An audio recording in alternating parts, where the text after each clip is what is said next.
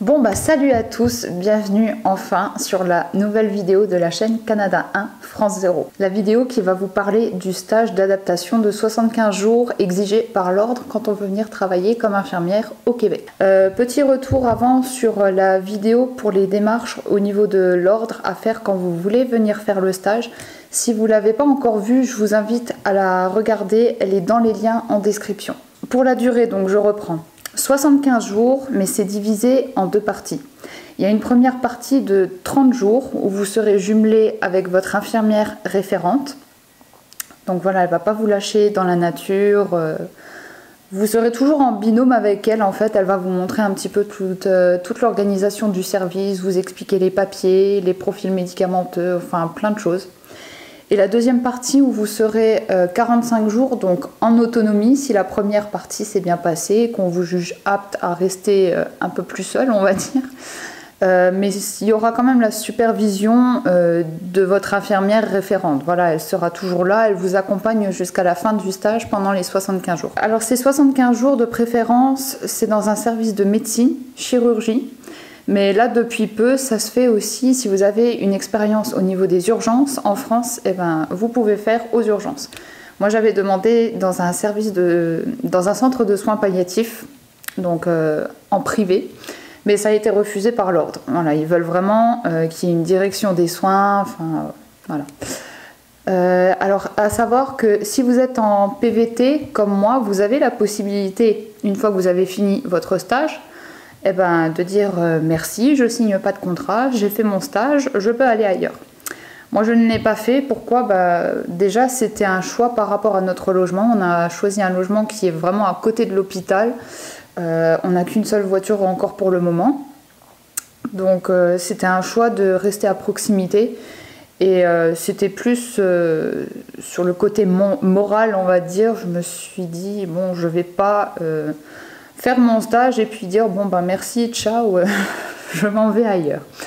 Voilà, donc on verra plus tard si les projets changent. Pour l'instant, je suis toujours à Gatineau, là où j'ai fait mon stage, parce que j'ai une super équipe et j'avais pas envie de les abandonner.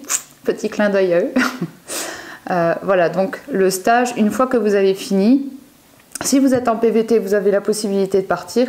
Si vous êtes en permis de travail temporaire, donc là c'est que logiquement vous avez signé un contrat de 2 ou 3 ans avec votre hôpital.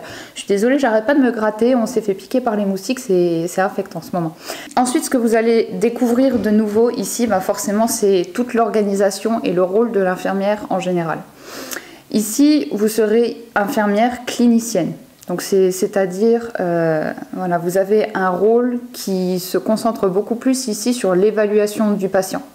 L'évaluation, donc c'est assez global, vous allez me dire, mais nous aussi on évalue les patients en France, mais en fait pas de la même manière.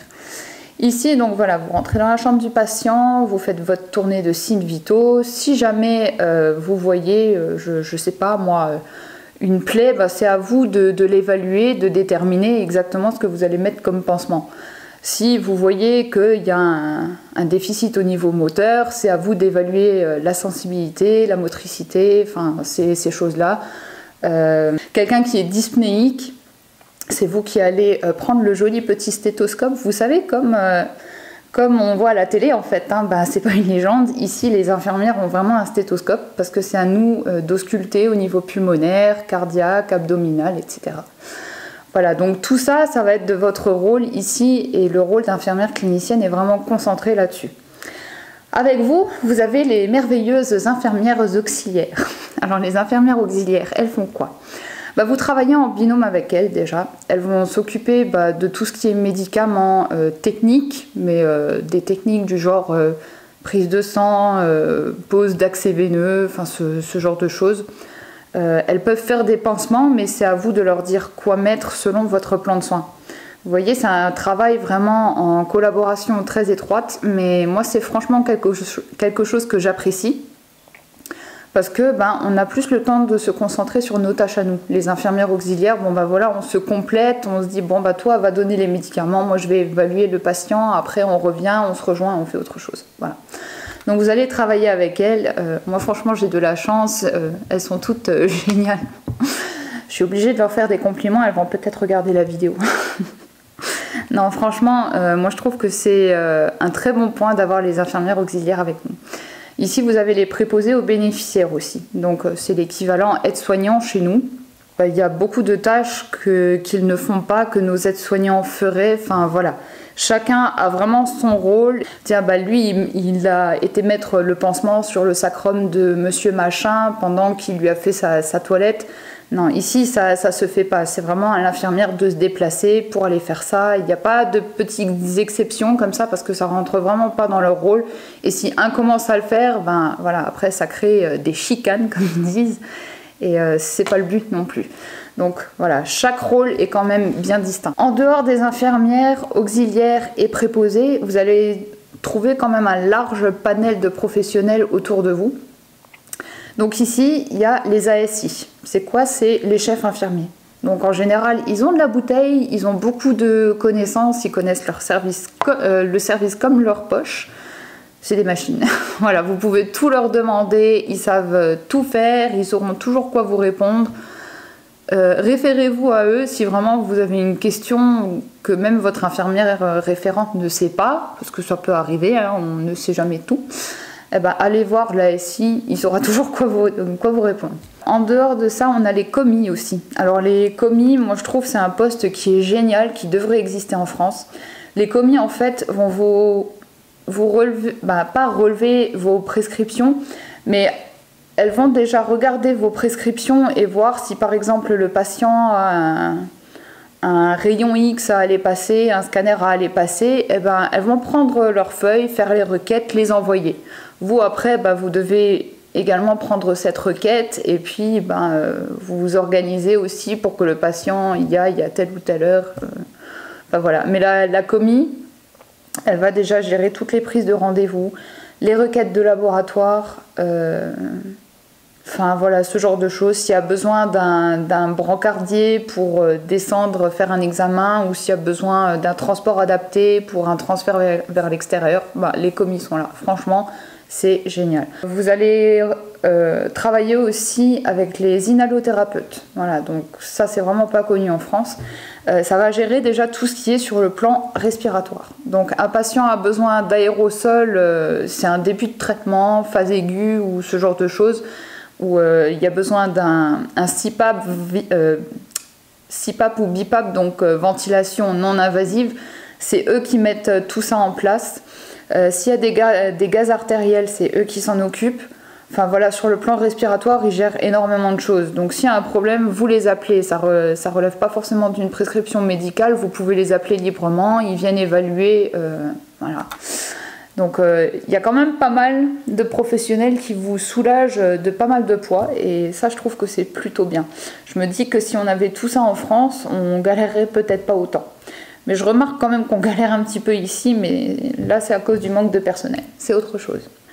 Vous allez voir qu'ici vous allez prendre énormément de notes. Alors il faut savoir que en tout cas chez nous à Gatineau, il n'y a rien qui est informatisé. Donc on en passe énormément de temps à écrire, faire des notes, traçabilité, des notes, traçabilité. Franchement, ça prend un temps pas possible. Sur une journée de travail, on va dire, ça prend au moins 1 heure, 1 heure et demie, le temps de faire toutes tes notes. Et il faut ouvrir et fermer les dossiers. Donc ouvrir, c'est-à-dire à 8 heures, prise en charge du patient, ça, à 16 heures, repose au lit, calme, eupnéique et tout ça. Voilà, c'est beaucoup de répétitions. Franchement, vivement le jour où tout sera informatisé. Gatineau, s'il vous plaît, si vous m'entendez, on peut faire quelque chose ? Voilà, je pense que je vous ai fait un petit topo, un bon petit tour. Donc, comme vous l'aurez compris, le salaire aussi ici est très avantageux. Rien qu'à ce niveau-là, c'est quand même un métier qui est bien reconnu ici et pour ça, je suis contente. Après, question ambiance de travail, moi je vous dirais, j'aime beaucoup le contact avec les Québécois. Franchement, ici, vous venez comme infirmière de 5 ans d'expérience, vous dites je sais pas poser une aiguille sur un pack, allez viens, on y va, je te montre. Enfin voilà, ils sont quand même toujours contents de vous montrer les choses. Soyez friands de ça, franchement n'ayez pas peur, ils sont vraiment de très bons contacts, vous pouvez y aller, dire je sais pas comment faire ça, est-ce que tu peux me montrer, tiens je sais plus ça, j'ai un doute. Enfin voilà, vraiment, on va pas vous juger là-dessus. Pour le stage aussi, il y aura les conseillères en soins qui vont beaucoup vous aborder, surtout au début. Au début, quand vous allez arriver, vous allez avoir, enfin, moi je l'ai eu, je ne sais pas si ça se passe comme ça dans tous les hôpitaux, mais vous avez des formations à faire en ligne. Donc ça se fait via Teams ou sur une plateforme ici qui s'appelle Lena. Voilà, donc il y a énormément de formations à faire au début. On va vous demander aussi de lire énormément de pages. Je croyais que je les finirais jamais. Si vous avez l'occasion, avant le stage, demandez déjà qu'on vous envoie tout ça, que vous puissiez même commencer à potasser en France. Hein. Si j'avais su, je les aurais harcelés pour qu'ils m'envoient tout ça. Parce que c'est vraiment des pages et des pages et des pages à lire. J'ai cru que ça n'en finirait plus. Mais bon, voilà, c'est un peu sur tout ce qui concerne l'organisation de travail en général, sur l'hygiène, la sécurité, enfin voilà, beaucoup de blabla, de l'OIQ et d'autres organismes. Donc le stage, c'est quand même une grosse partie, c'est prenant, c'est intense, mais voilà, c'est 4 mois. Franchement, si vous décidez de le faire à temps plein, 4 mois, ça passe quand même vite. Et puis après, une fois que c'est fait, vous êtes tranquille et voilà. Vous pouvez peut-être aussi demander à le faire à temps partiel, mais quand moi je suis arrivée, bah, c'était en plein Covid, donc tout le monde a été upgradé au temps plein. Voilà, bah écoutez, je pense que là, on est vraiment bon cette fois, on a fait le tour. Comme d'habitude, si vous avez des questions, on est beaucoup plus actifs, Clément et moi, sur Canada 1 France 0 version Instagram. Donc envoyez-nous un message. Franchement, dès qu'on a le temps, on répond ou je réponds parce que tout ce qui est parti stage, infirmière, immigration, c'est plus moi qui vais vous répondre. Voilà, bah, j'espère que la vidéo vous a plu. N'hésitez pas à vous abonner, commenter, liker, etc. Voilà, vous connaissez. En attendant, bah, écoutez, je vous souhaite une bonne journée, bonne soirée et je vous dis à bientôt. Je vous fais des bisous.